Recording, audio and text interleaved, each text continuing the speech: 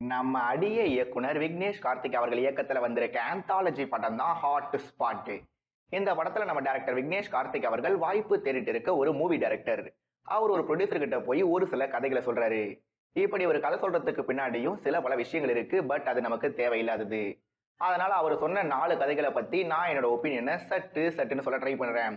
ஏன்னா time is கோல்டுன்னு எங்க teacher அடிக்கடி சொல்லுவாங்க. அந்த வகையில happy married life. Ram Janu ஒன்னு சேர்ந்ததுல சந்தோஷம், டோரேமான் எபிசோட காப்பி அடிச்சதுல மிகப்பெரிய வருத்தம்.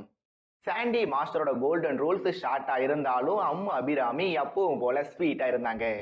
ஜனனி ஐயரோட தக்காளி சட்னியில புளிப்பு கொஞ்சம் அதிகமா இருந்தாலும் ரத்தம் ரத்தம் தான். அது எல்லாருக்கும் ஒண்ணுதான். கடைசியா நம்ம கலை அரசன் அவர்களோட ஃபேம் கேம் ஃபேண்டாஸ்டிக்கா போன படத்துக்கு ஸ்பீட் பிரேக்கரா அமைஞ்சிருச்சுன்னு சொன்னா அது மிகையாகாது. பிகாஸ் நான் சொல்வதெல்லாம் உண்மை, மாற்றம் மட்டுமே நன்மை.